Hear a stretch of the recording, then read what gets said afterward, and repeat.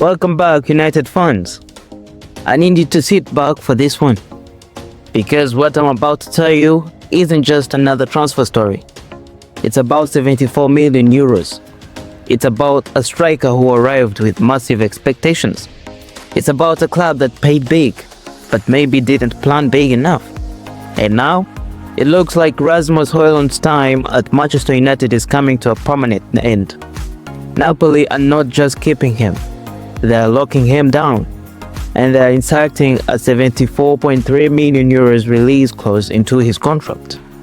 Let that sink in. The same striker that struggled at Old Trafford is now being protected in Italy like a crown jewel.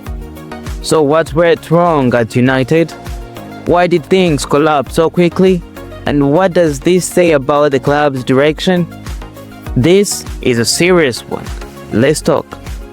So here's the situation. Rasmus Hojlund signed by Manchester United in 2023 from Atalanta for a package worth 72 million euros. 72 million. He had just scored 10 goals in Italy. Raw, young, explosive, physical. A striker with potential written all over him. The club saw him as the future. Fans were told to be patient. The rebuild would be built around youth. But football at Manchester United, it doesn't wait. Across 2 Premier League seasons, Hojlund managed just 14 goals in the league. 14. Now, context matters. The team was inconsistent. Service wasn't always there. Confidence dropped. Pressure increased. And then came the managerial change. Ruben Amorim replaced Erik ten Hag. And just like that, Hojlund found himself drifting out of the picture. Then last summer, United made another huge call. They brought in Benjamin Sesko for 73 million euros. Another young striker, another big fee. And that move told you everything. Hojlund wasn't the main project anymore. He was replaceable. And when that message becomes clear at Manchester United, your time gets very short. So what happened next? Napoli happened. The 23-year-old heads to Naples on loan. And let's be honest, at the time, some United fans thought this was just a reset, a confidence rebuild. Maybe he'd come back stronger. But something changed in Italy. Under Antonio Conte, a manager known for demanding intensity and tactical discipline, Hojlund found rhythm again. Short conversations, clear expectations, defined role. He's already scored 12 goals this season. 12. That's more than his entire tally from last campaign at United. And suddenly, the narrative shifts. Now, let's talk about the financial details, because this is where it gets interesting.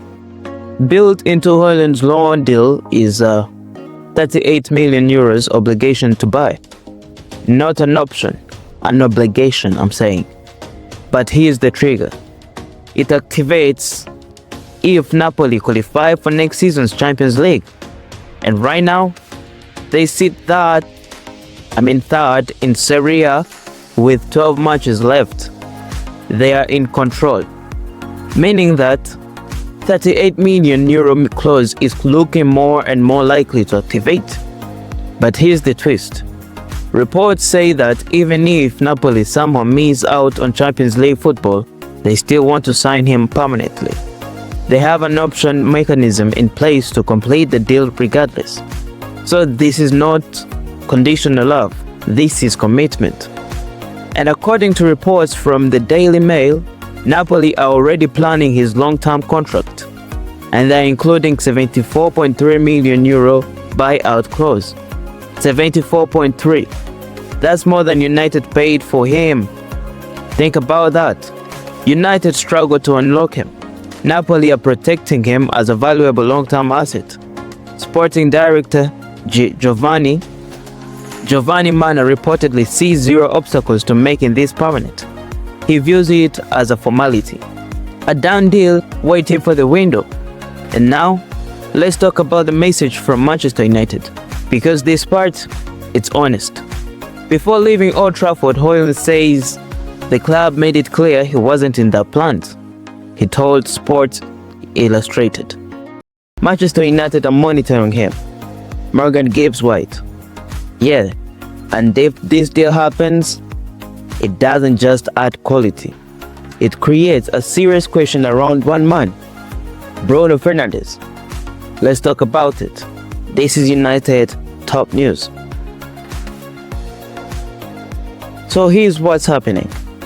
Manchester United are being linked with a move for Nottingham Forest star Morgan Gibbs-White ahead of this summer transfer window. Now remember something, we're still almost 4 months away from United even being able to enter the market. 4 months. And already, his name is circulating. That tells you something.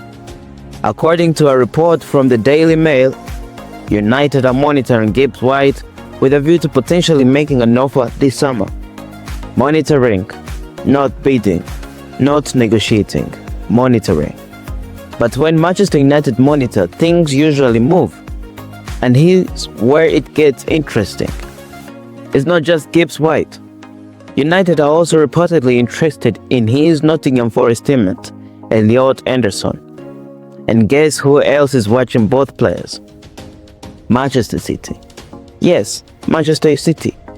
So now this isn't just recruitment. This is rivalry. This is market competition. This is United versus City before a ball is even kicked. Now let's rewind, because this is not the first time Gibbs-White has been close to a massive move. Last summer, he looked destined to join Tottenham Hotspur in a 60 million euros deal. 60 million. The move looked done, but it collapsed, fell through, and instead, the 26-year-old signed a new contract at the City ground. He committed to Nottingham Forest. He chose to stay. But now, the noise is back, and if United decide to move seriously for him, this would not be a squad filler signing. This would be a statement. Let's talk about the football side. Gibbs-White plays primarily as an attacking midfielder.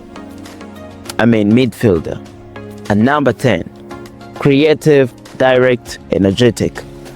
But here's the key detail. He can also play on the wing. That versatility, that is gold in this modern football of ours. Especially if United are back in Europe next season. Because if you're juggling Premier League, European nights, domestic cups, you need rotation.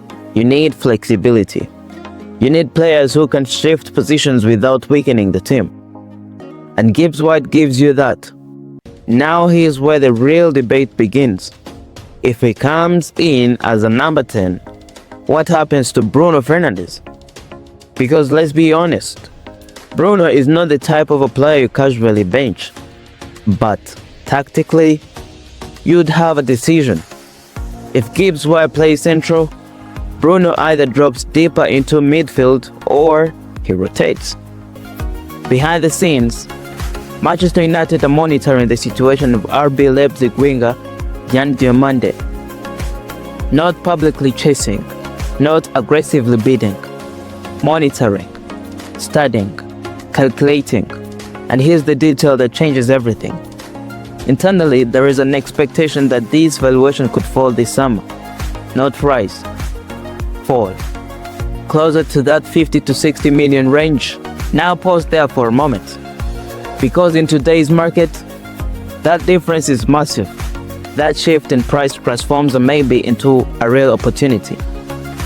Right now, Leipzig's valuation doesn't fully align with what the market might realistically support long term. Football economics are fluid.